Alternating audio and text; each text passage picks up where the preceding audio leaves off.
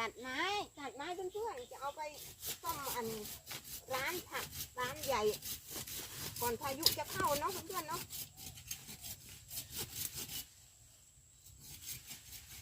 ตัดก่อนนะคะโอ้ต้นซิวกันเหนียวเหมือนกันตัดยาก